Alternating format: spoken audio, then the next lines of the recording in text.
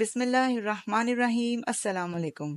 آج میں اس سبق آموز کہانی بڑی آزمائش کا تیسرا حصہ شروع کرنے جا رہی ہوں۔ شروع کرنے سے پہلے اگر آپ لوگوں نے میری ویڈیو کو بھی لائک نہیں کیا تو پلیز لائک کر دیں۔ چلیں شروع کرتے ہیں۔ چھوٹا بھائی اندر آیا، آنکھیں پھاڑ پھاڑ کر جھوٹے برتنوں کا انبار دیکھا۔ بس کرو بھائی، کتنا کھاؤ گے؟ دوپہر کا کھانا بھی پک رہا ہے، آخر کب کے فاقہ زدہ ہو، حد ہو گئی۔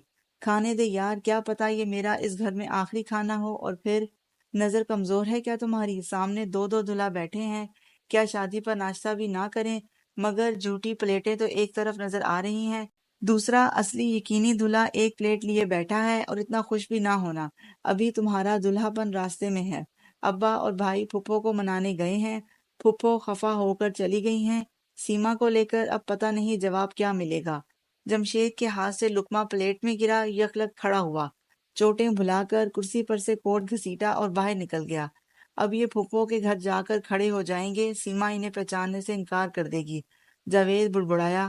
جمشید کی پھرتیاں دیکھ کر عادل بھی دنگ رہ گیا۔ کہاں کی چوٹیں، کدھر کا درد، یہ جا وہ جا، بے عزتی بھول بھال، محبوبہ کی مرضی لینے روانہ۔ جاوید بیٹھ گیا، عادل کا انٹرویو لینے لگا۔ سوالات ختم ہوئے تو پوچھا، آپ نے پارے کو دیکھا تو ہوگا؟ عادل چونک کر اسے دیکھنے لگا۔ نہیں بھائی، میں کیسے دیکھتا؟ جاوید نے جیسے سکا سانس لیا، بولا، پھر ٹھیک ہے۔ عادل کھٹک گیا، کیا مطلب کیا ٹھیک ہے؟ اس بات سے کیا مراد ہے؟ وہ کیسی ہے؟ عادل کے دل میں پنکھے لگ گئے۔ کیسی ہے؟ نہ جانے کیا انکشاف کرے گا۔ اچھی ہے، بہت اچھی ہے، خوبصورت بھی ہے، اپنی مرحومہ ماں کی طرح۔ بس ذرا۔ وہ رکا اور عادل کے پنکھے فل سپیڈ پر جا پہنچے۔ سانس تیز ہوا، بس ذرا، ابھی وہ کہے گا وہ لنگڑی ہے، بچپن میں پولیو یا گونگی ہے یا کانی ہے۔ واہ، اچھی دوستی نبھائی جمشید میاں تم نے۔ اپنی پسند پانے کے لیے مجھے عیب دار کزن کا تحفہ، میں ہی احمق ملا تھا۔ واہ بھئی واہ، ویسے تو ہر لحاظ سے بہت اچھی ہے، لیکن ذرا بے وقوف ہے۔ میٹرک کر کے گھر میں بیٹھی ہے، لاکھ سب نے کہا کالج میں داخلہ لے لو، نہ جی، گھر میں ہی کام میں دل لگتا ہے۔ کپڑے دھوتی ہے، استری کرتی ہے، صفائی بھی کر لیتی ہے، کچن میں بھی تھوڑا بہت کام، یعنی کہ پوری ماسی ہے، جاوید کہہ رہا تھا۔ عادل نے لمبا سانس لیا، اطمینان، مگر شکر ہے عیب ہی نہیں، کام میں دل لگانے والی کو تو سب پسند کرتے ہیں۔ جمشید کے آنے میں کچھ دیر ہوئی، مگر وہ آ گیا، شاداں فرحاں۔ سب ٹھیک ہو گیا، میرے جانے کے بعد پہلے تمہارا اور پارے کا نکاح ہوگا، پھر ہم پھپھو کے گھر جائیں گے، نکاح رخصتی سب کچھ آج ہی، اسی تاریخ۔ آج میرا بھی، یعنی میں رخصت کرا کے کہاں لے جاؤں گا؟ وہ بکھلا گیا۔ یہیں اسی کمرے میں آ جائے گی یار، کل ہوٹل میں ولیمہ، میرا اور تمہارا، فکر نہ کرو، سب طے ہو گیا ہے۔ اس کے کانوں میں پورا پروگرام انڈیل کر جمشید دونوں ہتھیلیوں کا شکنجہ بنا کر اس پر سر رکھ کر بستر پر لیٹ گیا۔ اور تمہارا یہ سوجا پھولا منہ، سیما انکار نہ کر دے۔ عادل کا دل جل کر کباب ہو گیا، وہ ہنستا رہا۔ دکھا دیا ہے یہ چہرہ اسے، اسی کے عشق نے بگاڑا ہے میرا حلیہ، احسان جتا کر آیا ہوں۔ وہ ہنسا۔ چلو چلو دلہا لوگو، نہاؤ دھو تیار ہو کر اندر آؤ، انتظار ہو رہا ہے۔ صحرا بندی کے لیے یہ جاوید تھا جو کسی عدالتی ہرکارے کی طرح دروازے پر کھڑا آواز لگا رہا تھا۔ عادل کو غصہ آ گیا، میں نہا چکا ہوں۔ بے شک نہائے ہوں گے، مگر دلہا بننے کی خبر سے پہلے۔ اب آپ نے دلہا کی تیاری کرنی ہے۔ جمی بھائی آپ بھی اٹھ جائیے، بہت آرام ہو چکا، اب قید بامشقت آپ کی منتظر ہے۔ شام ڈھل رہی تھی، گھر کے اندر کافی لوگ جمع تھے، ایک دلہا مسرور و فرحان، دوسرا متفکر اور گمسم۔ دونوں کو سہرے پہنائے گئے، لوگوں نے دونوں کو کچھ رقوم بھی عنایت کی، مولوی صاحب موجود تھے۔ عادل اور ماہپارہ کا نکاح ہو گیا۔ جمشید اور جاوید نے کچھ ہلہ گلہ کیا، پھر ایک سرخ گٹری عادل کے پہلو میں رکھ دی گئی، کچھ تصویریں بنائی گئیں، پھر جمشید کی بارات کی روانگی کا ہنگامہ ہوا۔ عادل جمشید کے ساتھ ساتھ تھا۔ پھپھو کے گھر کے لان میں شامیانے میں سب بیٹھے، ڈھول کی ڈھم ڈھم، ہنسی مذاق، کھانا کھایا گیا، پھر رخصتی ہوئی۔ عادل کو شور شرابے سے گھبراہٹ ہو رہی تھی، گھر آ کر وہ اپنے کمرے میں آ گیا۔ اندر نہ جانے کیا کیا رسمیں ہو رہی تھیں، وہ اب اپنے عمل پر حیران پریشان ہو رہا تھا۔ پھر نہ جانے کب نیند آ گئی، آنکھ کھلی ایک اور شور سے، جمشید اور جاوید اور دلہن بنی سیما اور بھی کئی لوگ، نہ جانے کون کون۔ واہ، اچھے دلہا ہیں، اپنی دلہن کو بھول گئے۔ جاوید پارے کو لے کر آؤ بھئی۔ یہ نئی دلہن سیما تھی، پٹر پٹر بول رہی تھی۔ پھر جاوید کسی کو اندر لایا، وہی سرخ لباس والی، ایک اور شامت، اسے بھی بھگتنا ہوگا۔ لڑکی کو عادل کے ساتھ کھڑا کر کے تصویریں بننے لگیں، کھٹا کھٹ اس کے ساتھ ہی سیما کی ہدایتیں، ادھر دیکھیں، مسکرائیں، پارے کی طرف منہ کریں۔ پارے آمنے سامنے کھڑی ہو جاؤ، اوہو ہماری طرف نہیں، عادل بھائی کی طرف۔ پھر جمشید کی بہن نے آ کر شور مچایا، تم بھی آج کی دلہن ہو، چلو شرافت سے کمرے میں، اور ہاں ایک فیملی گروپ بھی بننا ہے، عادل اور پارے کو بھی لے کر آؤ۔ ظاہر ہے اب عادل بھی ان کا فیملی کا ممبر تھا۔ تصویروں کے بعد سیما کو اس کی خوابگاہ پہنچا دیا گیا۔ جمشید عادل کے ساتھ باہر تک آیا، پھر ایک انگوٹھی کی ڈبیا اس کی طرف بڑھائی، چپکے سے بولا، یار یہ انگوٹھی میں نے اپنی شادی پر پارے کو دینے کے لیے لی تھی، اب خیال آیا تمہاری تو کوئی تیاری نہ تھی، اچانک شادی ہو گئی، تم یہ انگوٹھی پارے کو دے دینا۔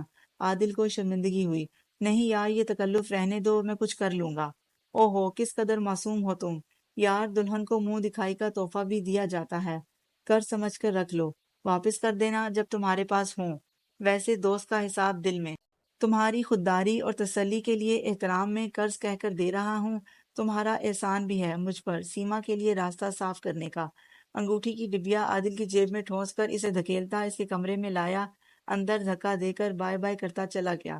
اندر دلہن موجود تھی، کرسی پر بیٹھی تھی، کچھ ڈری ہوئی۔ عادل ٹھٹک گیا، یہ تو سوچا تک نہ تھا کہ ایسی سچویشن سے بھی واسطہ پڑ سکتا ہے، اب اس کا کیا کرے؟ لڑکی کے ہاتھ کانپ رہے تھے، سمٹی بیٹھی تھی، پیر اور بھی اندر کر لیے، سر مزید جھکا لیا۔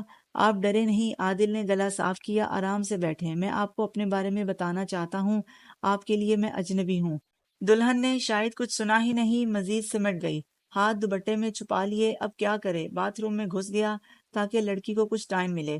اس کے ہاتھ اندر سے بازیاب کرانے کا بھی مسئلہ تھا، لیکن آخرکار ہاتھ بھی ٹٹول کر تلاش کر لیے۔ میں نے ہاتھ پکڑ کر اسے اٹھانا چاہا، لیکن وہ بآسانی پھولوں کی شاخ کی طرح لچکتی اٹھ گئی۔ عادل نے اسے بیڈ پر اپنے ساتھ بٹھا لیا اور اپنے بارے میں بتانے لگا، پھر سوچنے لگا اب کیا بات کرے۔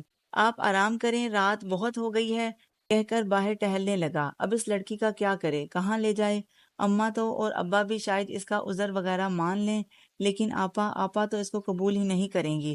گھر میں کوئی چپکش اس کی وجہ سے ہو، یہ اسے کبھی پسند نہ تھا، اور یہ تو ایک انہونی تھی، کیسے کوئی قبول کرے گا؟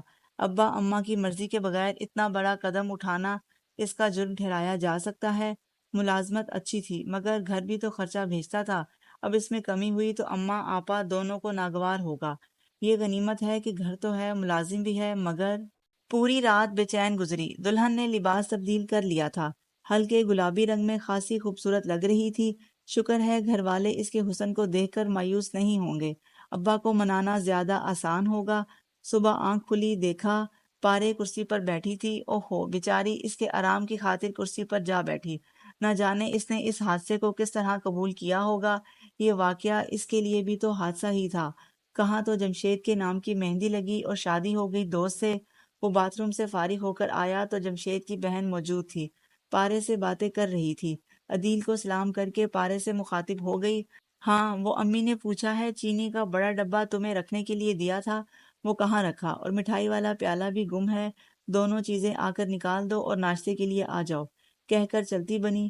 پارے کرسی پر بیٹھی انگلیاں مروڑتی رہی، میرا خیال ہے اندر چلنا چاہیے۔ لڑکی گھبرا کر کھڑی ہوئی، پھر بیٹھ گئی۔ عادل کو یاد آیا اسے بھی آج واپس جانا ہے، باتھ روم سے برش ٹوتھ پیسٹ لا کر بیگ میں رکھا۔ دروازے سے ایک نو عمر لڑکی نے سر اندر گھسا کر کہا، پارے باجی نانی ناراض ہو رہی ہیں، آپ کب آئیں گی؟ جب سب لوگ پھیکی چائے پی چکے ہوں گے، اور آ کر چائے بھی بنا دیں۔ نئے تولیے آپ نے کس دنیا میں گھسا کر رکھے ہیں کہ مل کر نہیں دے رہے، مٹھائی بھی نہیں ملی، خیر آ کر چائے تو بنائیں۔ جمشید ماموں ابھی باہر نکلتے ہی چائے کی دہائی دیں گے، وہ کہتی ہوئی منہ بناتی چلی گئی۔ عادل کی سوالیہ نظریں پارے پر ٹک گئیں، وہ کچھ گھبرائی، پھر کھڑی ہو کر کھڑکی کے پردے ہٹانے لگی۔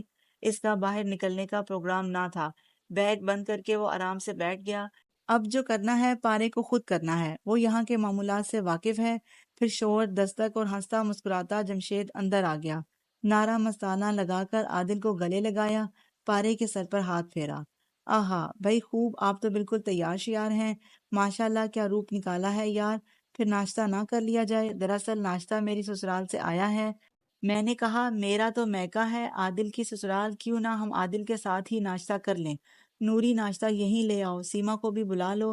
نوری جو یقیناً پارے کو چینی وغیرہ کی یاد دہانی کے لیے آئی تھی، واپس بھاگی۔ سیما آ گئی ناشتے کے ساتھ، بنی سنوری میک اپ سے آراستہ، پارے کو ناقدانہ انداز میں دیکھا، تم نے کپڑے بھی نہیں بدلے، کب سمجھ آئے گی تمہیں، اب تم پارے نہیں مسز ماں پارا عادل ہو، عقل استعمال کرو۔ آج بس یہیں تک۔ آپ کو میری ویڈیو کیسی لگی کمنٹ میں ضرور بتائیے گا۔ پہلے دونوں حصوں کے لنک ڈسکرپشن میں موجود ہیں اور اینڈ سکرین پر بھی دیکھ سکتے ہیں۔ میری دعا ہے کہ اللہ آپ کو آسانیاں عطا فرمائے اور آسانیاں تقسیم کرنے کا شرف عطا فرمائے۔ جزاک اللہ۔